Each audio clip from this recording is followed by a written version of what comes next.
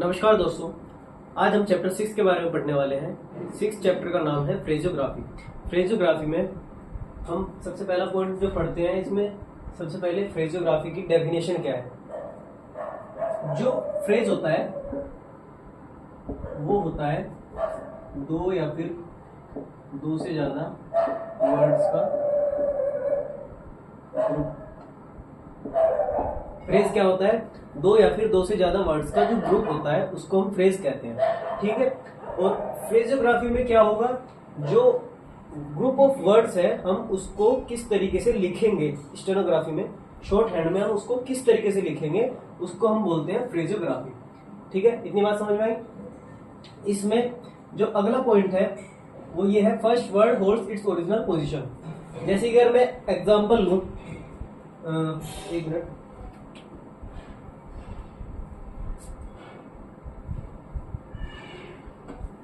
अगर मैं एग्जांपल लूं,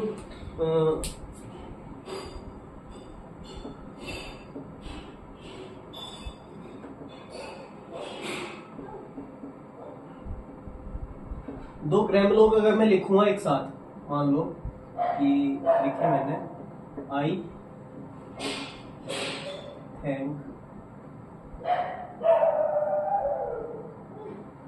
अगर मैंने दो ग्राम लोग एक साथ लिखने हैं शॉर्ट हैंड में, तो मैं इस तरीके को कैसे लिखूंगा। ये ग्राम लोग है, अभी हम इस चैप्टर के बाद पढ़ेंगे उसमें। फिलहाल इसको देखिए कि आई, उसके बाद प्लस, फिर उसके बाद थैंक, इन दोनों को हमें एक साथ लिखना है शॉर्ट हैंड में। ठीक है, तो ये जो रूल कहता है इसमें कि first word holds its original position, मतलब कि जो ये पहला वर्ड होगा,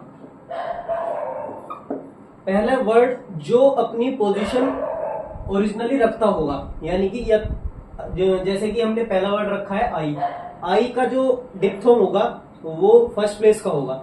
आई की जगह कुछ और भी हो सकता था, जिसकी जो प्लेस होगी वो सेकंड प्लेस हो सकती थी या फिर थर्ड प्लेस हो सकती थी। ठीक है, ऐसे ही जो उसकी वर्ड की प्लेस होगी वो उसको होल्ड करेगा।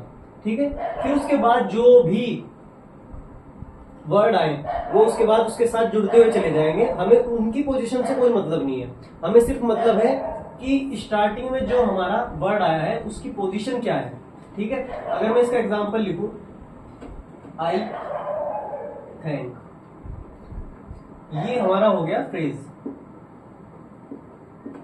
ठीक है, आई को हम ऐसे लिखेंगे। ठीक है, फिर उसके बाद थैंक, थैंक अभी इसके बाद चैप्टर के बाद ग्रामर बताऊंगा उसमें है। ठीक है, तो थैंक का ग्रामर है ये, इसको लिखेंगे हम ऐसे। ठीक है, अब कुछ ग्रामर ऐसे हैं जो फर्स्ट प्लेस पे लिखे जाएंगे, सेकंड प्लेस पे भी लिखे जा सकते हैं या फिर थर्ड प्लेस पे भी लिखे जा सकते हैं। ठीक है, अब इसका अगला पॉइंट क्या कहता है, इट मे बी लोवर्ड और रेज्ड। पहला पॉइंट हमने समझ लिया, जो हमारा पहला वर्ड होगा वो अपनी ओरिजिनल पोजीशन जो है होल्ड करेगा। ठीक है, लेकिन इस वर्ड के बाद मान लो हमारे पास आया सेकंड प्लेस का स्ट्रोक। ठीक है, सबसे पहला जो हमारा वर्ड था वो फर्स्ट प्लेस का था, अब फर्स्ट प्लेस के बाद हमारा आया सेकंड प्लेस का स्ट्रोक। ठीक है, तो अब हम क्या करेंगे, इसको ऐसे ही लिख देंगे, ये फर्स्ट प्लेस फिर सेकंड प्लेस का ऐसे। ठीक है, अपनी सहूलियत के हिसाब से हम इस सेकंड प्लेस को लाइन टच करा सकते हैं। क्यों इसमें हमारा और इसमें अंतर क्या है, जो फर्स्ट वर्ड है वो फर्स्ट प्लेस पे आ रहा। ठीक है, इस वाले में क्या है, जो फर्स्ट वर्ड है वो फर्स्ट प्लेस पे आ रखा है, सेकंड जो वर्ड है वो सेकंड प्लेस पे ना आके, क्योंकि ये सेकंड प्लेस का एज्यूम करने के लिए कहा मैंने, ये सेकंड प्लेस का होने के बाद भी फर्स्ट प्लेस पे लिखा जा रखा है। ठीक है, इस चीज को हम अपनी तरफ से थोड़ा सा ऐड करके इस आई को हम थोड़ा सा नीचे कर सकते हैं, थोड़ा सा नीचे लिख सकते हैं। यहाँ लिखने की जगह हम इसको यहाँ लिख सकते हैं, जिस वजह से सेकंड प्लेस का भी लाइन टच कर जाए। ठीक है, क्यों गलती तो इसमें कुछ ही नहीं है, क्योंकि ये अभी भी फर्स्ट प्लेस पे है। ठीक है, ये अभी भी फर्स्ट प्लेस पे है, फर्स्ट वर्ड, और ये भी फर्स्ट प्लेस पे था। तो हमने अपनी सहूलियत के हिसाब से थोड़ा सा ऊपर कर सकते हैं या फिर थोड़ा सा नीचे कर सकते हैं, इतना इसमें कर सकते हैं। इतनी बात समझ में आई। इट मे बी लोवर्ड और रेज्ड। सबसे पहला, first word holds its original position, मतलब जो हमारा पहला वर्ड था वो अपनी ओरिजिनल पोजीशन को होल्ड करेगा। और इसी के अंदर इसका सब पॉइंट क्या था, इट मे बी लोवर्ड और रेज्ड, मतलब कि जो हमारा फर्स्ट वर्ड था ओरिजिनल पोजीशन होल्ड करने के बावजूद भी हम उसको थोड़ा सा ऊपर या फिर थोड़ा सा नीचे करके लिख सकते हैं। क्यों हमारा अगला जो वर्ड है वो या तो सेकंड प्लेस पे हो सकता है या फिर थर्ड प्लेस पे हो सकता है, इन दोनों में से कोई सा भी हो सकता है। ठीक, तो अगर थर्ड प्लेस पे हुआ तो हम उसको थोड़ा सा और नीचे कर सकते हैं और लाइन क्रॉस करा सकते हैं। ठीक है, इस कंडीशन में भी फर्स्ट प्लेस तो फर्स्ट प्लेस पे ही है, फर्स्ट वर्ड तो फर्स्ट प्लेस पे ही है अभी भी। ठीक है, और जो सेकंड वर्ड है वो लाइन क्रॉस कर गया। ये हम ऐसा इसलिए कर रहे हैं क्योंकि हम शॉर्ट हैंड में लिखने के बाद अपनी ही जो शॉर्ट हैंड है उसको पहचान सकें कि कौन सा, क्या ये वर्ड सेकंड प्लेस पे था या फिर फर्स्ट प्लेस पे है, थर्ड प्लेस पे है, अपनी सहूलियत के हिसाब से कर रहे हैं। ठीक है, इतनी चीज समझ में आई, नोट करो उसको।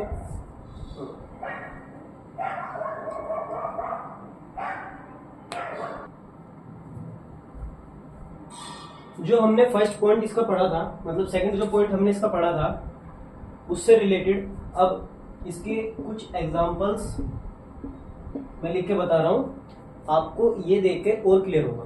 ठीक है, ये है विद, ये है मच, विद का ग्रामलोग है ये। ठीक है, और हमें इसमें जोड़ना है मच, मच। ठीक है, मच हमारा लाइन से अपवर्ड था। ठीक है, तो हम इसको क्या बनाएंगे, विद मच। ठीक है, इतनी बात समझ में आई, लाइन से अपवर्ड है। ठीक है, अब अगले वाले में विद और फिर उसके बाद विच। विद हमारा यही है फर्स्ट प्लेस का, उसके बाद हमने इसमें ऐड किया विच। विच हमारा लाइन को टच करता है। ठीक है, तो इस वजह से हमने क्या किया, विद को इस तरीके से बनाया कि वो हमारा थोड़ा सा नीचे है और उसने लाइन को टच किया। ठीक है, ये क्या हुआ हमारा, विद विच। पढ़ने में आसानी हुई। ठीक है, विद मच, हमें कैसे पता लगा ये मच है या फिर विच है, क्यों, ये लाइन से ऊपर बनाया हमने, इसलिए क्या हुआ, विद मच। ये लाइन को टच कर दिया हमने, विद विच। अब with each, with plus each, each हमारा लाइन को क्रॉस करता है। ठीक है, इसको हम कैसे बनाएंगे, विद ईच। तीनों में डिफरेंस समझ में आ गया। हमने पहला जो हमारा वर्ड था उसकी जो पोजीशन है उसको तो हमने क्या कर दिया, सेव कर दिया, सिक्योर कर दिया। उसको हमने हमेशा तीनों बारी में अपवर्ड बनाया है, फर्स्ट प्लेस पे बनाया है, लाइन को लाइन के ऊपर बनाया है। ठीक है, फिर उसके बाद क्या किया हमने, उससे नेक्स्ट वाला जो हमारा वर्ड था उसके अकॉर्डिंग उसकी जो हाइट थी हमने थोड़ी सी ऊपर या फिर थोड़ी सी नीचे को एडजस्ट कर ली। विद मच लाइन से ऊपर, विद विच लाइन को टच करा दिया, विद ईच लाइन को क्रॉस करा दिया। शायद अब आपका डाउट क्लियर हो गया होगा, तो इसको नोट कर लीजिए।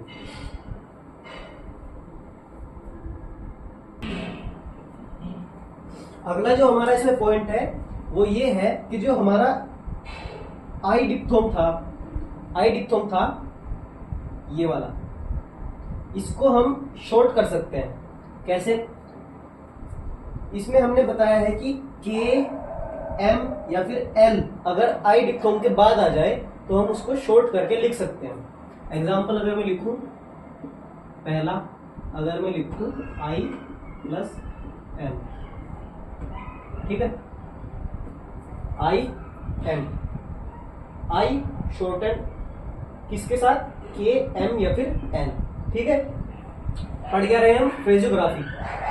आई हो गया, आई के ठीक बाद एम हो गया। आई अकेला होता तो हम इसको क्या बोलते, एक वर्ड बोलते, लेकिन ये और ये मिलकर क्या बना रहे हैं, फ्रेज। इतनी बात समझ में आई, ठीक है। अब ये इसकी शॉर्ट हैंड कैसे बनेगी, आउटलाइन कैसे बनेगी, आई प्लस एम।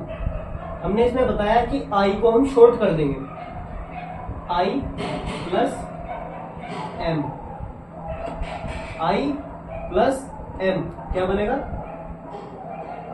I am. ये जो हमारा आई के बाद ये था, ये हमने इसी में मर्ज कर दिया, ठीक है। तो क्या बना, आई एम। फर्स्ट प्लेस जो थी इसकी वो हमने पहले ही सिक्योर कर ली, ठीक है। फर्स्ट प्लेस जो थी इसकी वो हमने सिक्योर कर ली, पहले वो फर्स्ट प्लेस पे ही रखा। जो फर्स्ट वर्ड या फिर अगर हम कहें फर्स्ट डिप्थोंग था, उसकी जो प्लेस थी हमने उसको सिक्योर किया, फर्स्ट प्लेस पे रख दिया। इतनी बात समझ में आ गई। अगला एग्जांपल, अगर हम लिखें आई प्लस कैन, ठीक है। तो आई तो ये हो गया फर्स्ट प्लेस का, फिर उसके बाद कैन, कैन का ग्राम लोग है ये, ठीक है।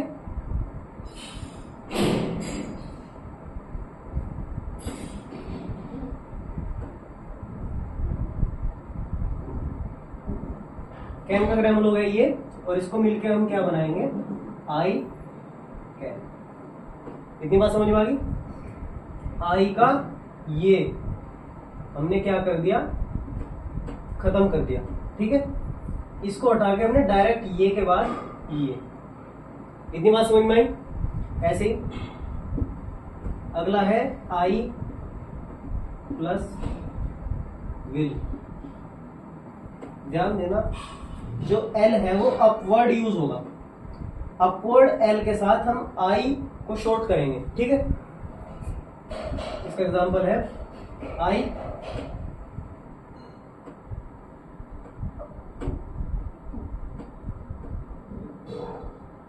Plus will.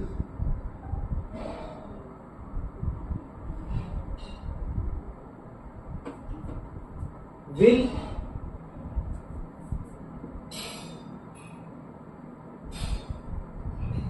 इसमें थर्ड प्लेस की वोवेल आ रही है, साउंड आ रखी है, तो हम इसको लाइन से क्रॉस करके बना रहे हैं विल, ठीक है।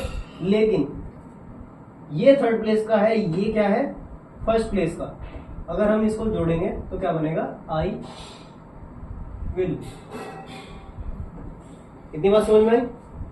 इसमें हमने जो हमारा आई है उसकी पोजीशन को सिक्योर किया, उसको फर्स्ट प्लेस पे ही रखा, और विल को उसके बाद वो किसी भी पोजीशन में हो हमने उसको बना दिया, ठीक है। सिक्योर कौन सा करना था, फर्स्ट प्लेस वाला। उसके बाद अगला जो हमारा स्ट्रोक होगा उसकी आउटलाइन किसी भी पोजीशन में बने, हमें उससे कोई फर्क नहीं पड़ता। लेकिन हम इतनी कोशिश कर सकते हैं कि जैसे हमने with much, with each, with which के साथ किया था, कि उसको अपनी सहूलियत के लिए थोड़ा सा अरेंज कर सकते हैं। इस तरीके से कोशिश कर सकते हैं कि वो लाइन को क्रॉस कर दे, लाइन को टच कर दे। लेकिन जहां कंडीशन बनी रही है कि इसके बाद लाइन को क्रॉस कैसे कराया जाए, तो इसके लिए हम उसको छोड़ ही देंगे। उसके बाद आई एल जैसा बनेगा, बनने देंगे, ठीक है। अब अगला जो इसमें पॉइंट है, इतनी बात समझ में आई। समझ में आ गई है तो इसको नोट कर लो।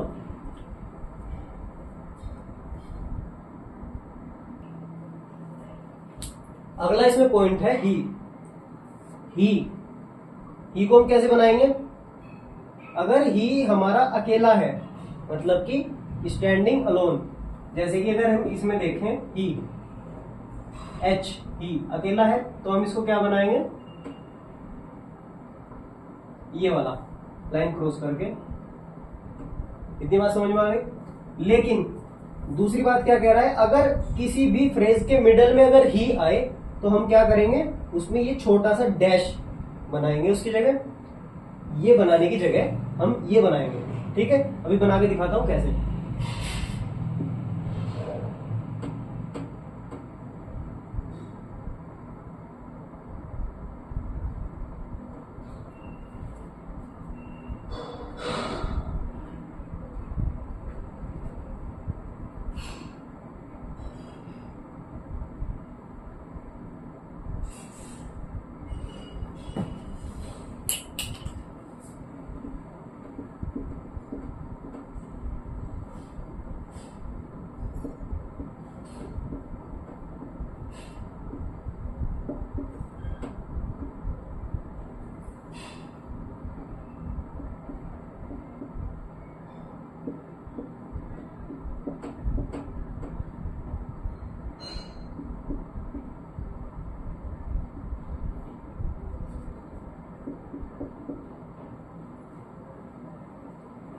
मैंने 3 एग्जाम्पल लिए, 3 एग्जाम्पल में ही कैसा यूज होगा वो मैं अभी इसमें बताऊंगा।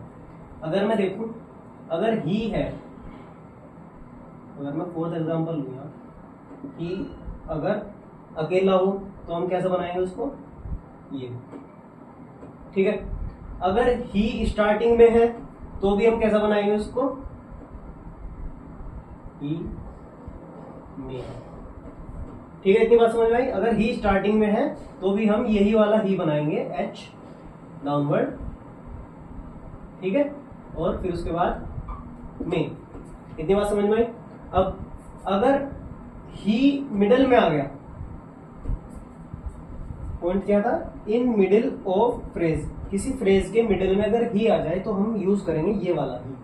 कैसे, इफ ही में, इफ कैसा हुआ, इफ ही डार्क में।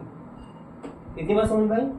एफ इफ ही में, ठीक है, इतनी बात समझ में आई। इसमें मैंने इतना याद रखना, फ्रेज में कोई भी वोवेल शो नहीं करते, ठीक है, फ्रेज में कोई भी वोवेल शो नहीं करते, इसलिए मैंने ना तो इफ के स्टार्टिंग में डॉट लगाया, ना इसमें ही में डॉट लगाया, ना मे में डॉट लगाया, ठीक है। इफ ही में, अगर ही स्टार्टिंग में आ गया फिर से तो इसको कैसे लिखेंगे, he should know, he starting में इसलिए हमने इसको पूरा लिखा, ही शुड नो, ठीक है। इतनी बात समझ में आई। अकेले कैसे लिखना वो भी समझ में आ गया, ठीक है। कोई दिक्कत हो तो कमेंट कर लो और मुझको बता दो, फिर से समझा दूंगा। इतनी बात समझ में आ गई है तो इसको नोट कर लो।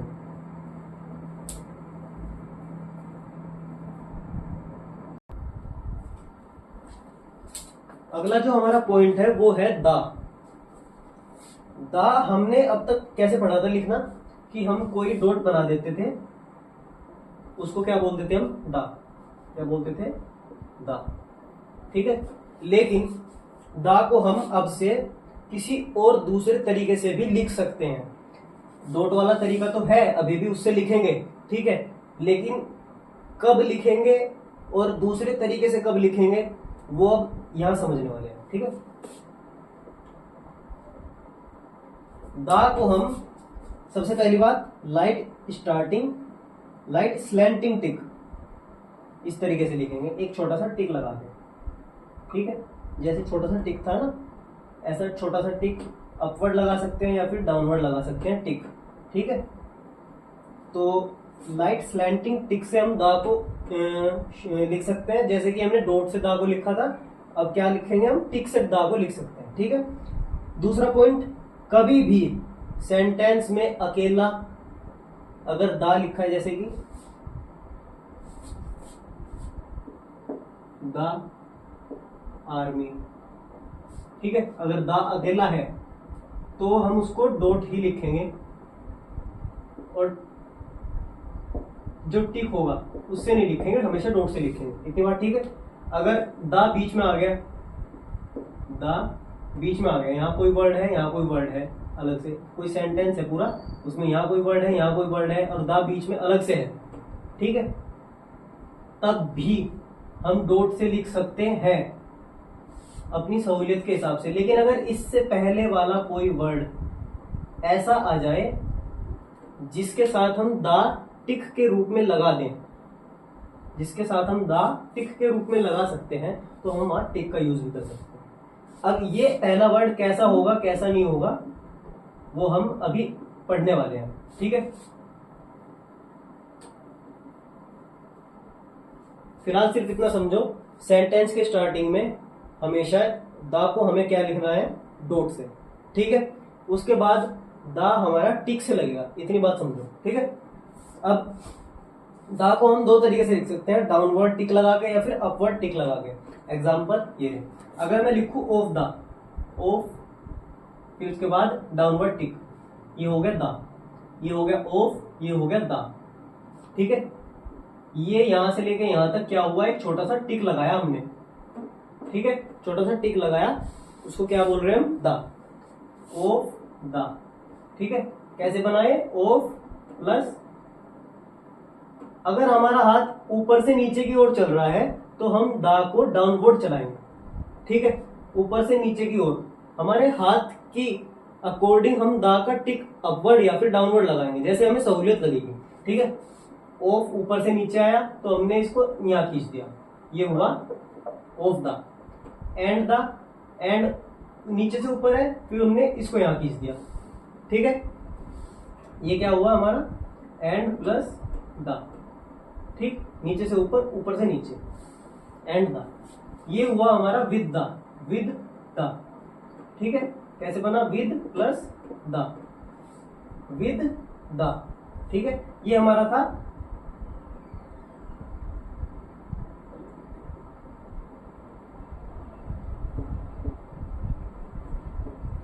डाउनवर्ड, ये है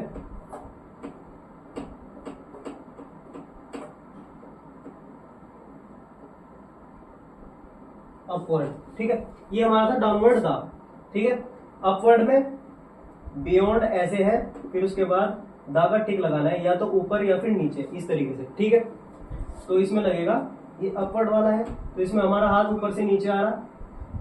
फ्लो में अगर हम ऐसे बनाए, फ्लो में ऐसे बन नहीं पाएगा, इस वजह से हम ऐसे ना बना के बियॉन्ड दा, ऊपर की साइड अपवर्ड टिक लगाएंगे, ठीक है।